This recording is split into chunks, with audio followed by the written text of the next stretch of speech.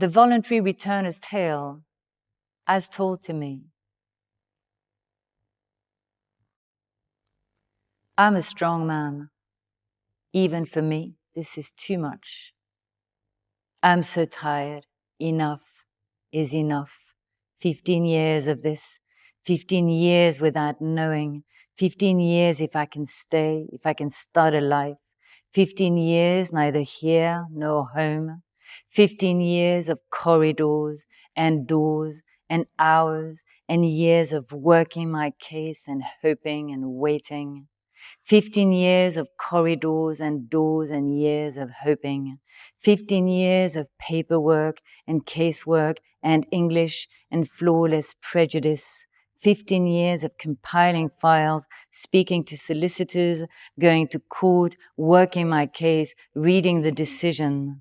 15 years of corridors and doors and hours and years of starting again. 15 years of working my appeal, going to court, reading the reports, being moved again.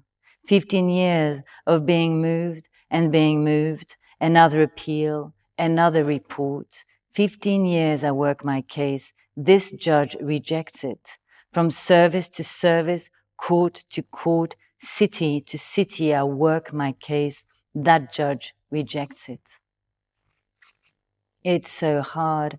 I've tried for so long. What you've been doing to me here, it's not human. It's not right. Waiting waits for ground. Waiting erodes all ground.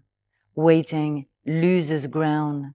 Waiting steals all ground. So tired. I was a student at a technical college.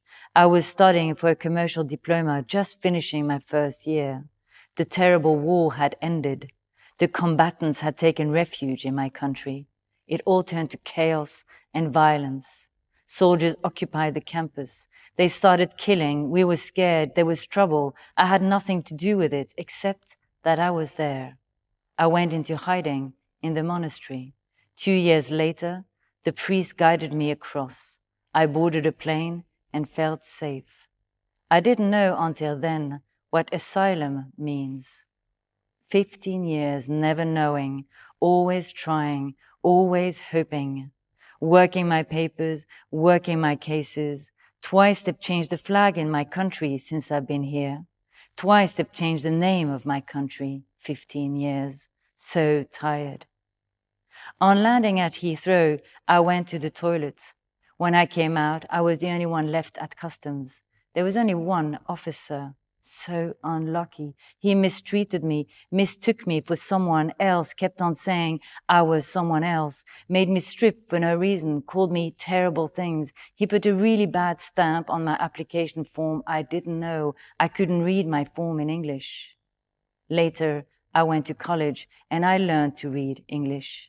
I was educated to work hard. My father was a teacher. He died when I was 10. I'm the only boy among 8 siblings. At first, we kept in touch. Now we've lost contact.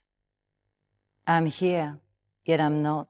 You'll never know that I was here, nor that I still am. 12 years ago in June, I was refused asylum. The immigration officers were not present at my hearing. 12 years ago, the judge rejected my application for asylum. I didn't know until I could read English how the officer at entry had killed my case. So much hate on that form, yet it's always been his word against mine. 12 years ago, all support stopped. I lost everything. 12 years ago, everything, college, bus passes, lodgings, food vouchers, everything just stopped. Now I'm no longer an asylum seeker. Now I'm a destitute. Still, I needed to sign in monthly. It's 21 miles away. How can I travel? How can I find food? I'm not allowed to work. I need clothes, need food, need to get bus tickets just to be able to sign in. How can I cope? I have to work. I have to survive.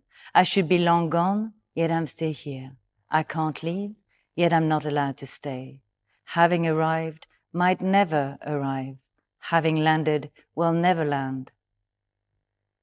Slow violence is neither spectacular nor instantaneous, but instead incremental, whose calamitous repercussions are postponed for years or decades or centuries. Emphasizing the temporal dispersion of slow violence can change the way we perceive and respond to a variety of social crises. We're accustomed to conceiving violence as immediate and explosive, as erupting into instant, concentrated visibility. One Christmas, it's stupid, I wanted to get my stepboy a gift. I took on a packing job. Driving back with friends that night, we were stopped by police. So stupid. Yes, I'm guilty. Yes, I'm destitute. Yes, I was working illegally. At the station, the police were kind and reassuring, but the day of my hearing, it was snowing so hard that we couldn't get to the courthouse. It counted as a no-show. 3 months on remand. My case finally came up. Lots of people had said, you'll get 6 months. If the judge is bad, you'll get 6 months. He gave me 16 months. I cried, I can't anymore. Enough is enough. Such a small mistake. Borders.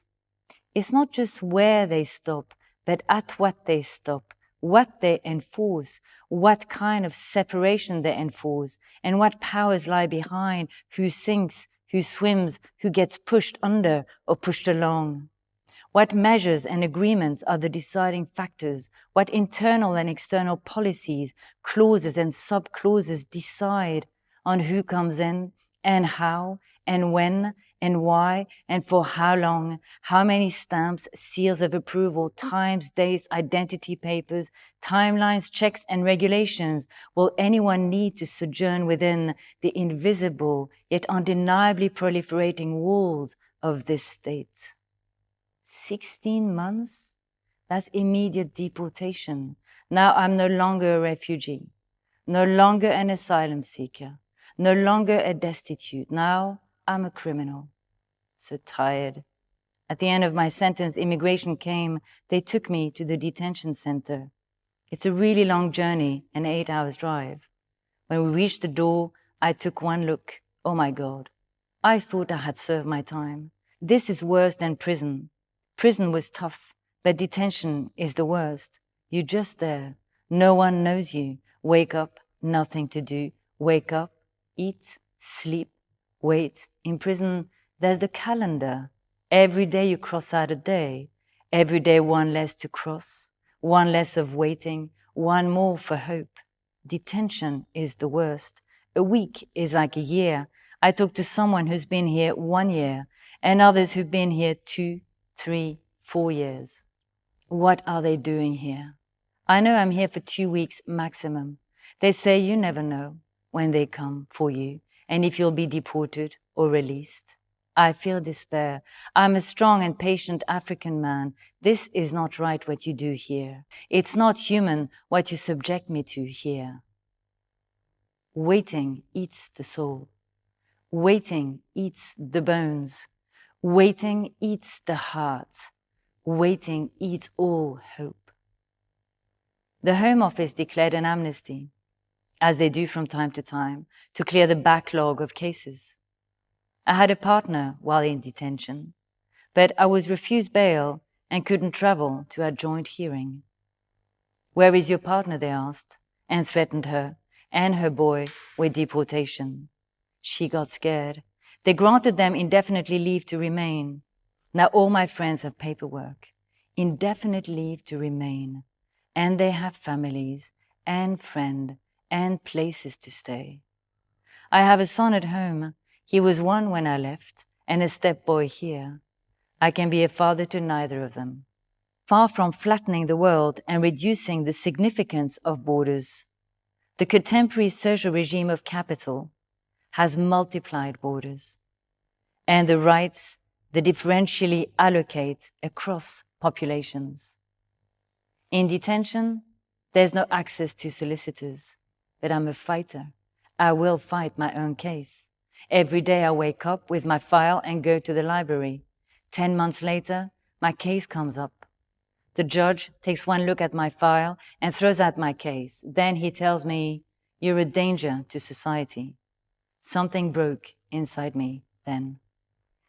We must ask serious questions about the kinds of distinction that are being drawn between an economic migrant and an asylum seeker, or between someone with papers or someone without them, as these identities are increasingly formalized but also plagued by ever greater incoherence. I want to leave, what's the difference? Being killed here or there, better to die at home. My God, I'm tired. 5 years ago I said, enough, let me go back. The private security escort picked me up at the detention center. We drove in silence to the tarmac of Terminal 3. The van stopped. I thought, kill me here. I can go nowhere, just kill me here. No one in the van moved. These people. Where is your decision, my God? I'm tired. If you say I can go, let me go. The van turned around and took me back. Now there's one more fight in me. I compile and fight a new case. It leads to nothing. Then another case. Again, nothing. Slow violence makes powerless steadily, incrementally, a pervasive yet elusive form of bureaucratic abuse. How can it be, in this country treated in this way? Just let me go back.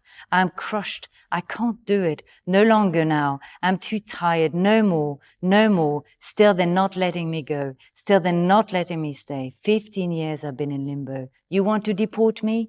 I want to go back. Who do you suppose would dare to throw you out, sir? Said the mayor to Kay. No one is keeping you here, but that doesn't mean you're being thrown out. 3 years ago, I applied for AVRR, Assisted Voluntary Return and Reintegration. Voluntary return, the orderly and humane return and reintegration of migrants who are unable or unwilling to remain in host countries and who return voluntarily to their countries of origin. Why am I still here? The successful implementation of AVRR programs requires the cooperation and participation of a broad range of actors, including the migrants, civil society, and the governments in both host countries and countries of origin. Why am I still here? With a criminal record, you can't get help to leave. I need to return without assistance. Assisted voluntary return is dangerous. But unassisted voluntary return is only for the truly desperate. Without assistance, I cannot travel. I receive no cash. I get no help to buy my ticket. I receive no protection and support no help with reintegration. Returning without assistance, most likely I'll be arrested. I'll be mistaken for one of the combatants that are being trained over here. Most likely I'll be confused for someone I'm not. Who are you? Why were you there? What were you doing there all this time? Why are you coming home? Where have you come back? I could be imprisoned and tortured. I could die. Whatever happens, happens. Better die at home than continuing on like this. This is not a life. It's just making me sick. I've tried so hard, so long. Enough is enough. I'm told, go to the embassy. I can't go to the embassy. The embassy doesn't take in asylum seekers, and the embassy doesn't deal with citizens who have a criminal record. My caseworker calls everywhere without getting through. Borders, are they drawn at a natural obstacle, at a temporary political boundary, at a set of shared language or languages, at preferred cultural or class or case types, in a far more widespread and sinister way at preferred ethnic types? How far into a body do they reach? How far into a person do they go to keep them out? With what impeccably argued arguments is this person not worthy, not harmonizable enough, since that's what it's called, harmonization. For a while they put a tag on my ankle. My God, why? I fight the case. They remove the tag. This mental torture is worse than a killing. No longer, no more, no more. I've been crushed. Nothing left. 15 years. Enough is enough. Better to die at home. Better to go quickly now. I see people go to work, live their life. There's been another appeal. I no longer want to know. Just let me go. God, I'm tired. Migration has been defined in terms of a crisis that needs to be managed. The importance of migration in the contemporary world will not diminish. 1 in 33 people in the world is on the move.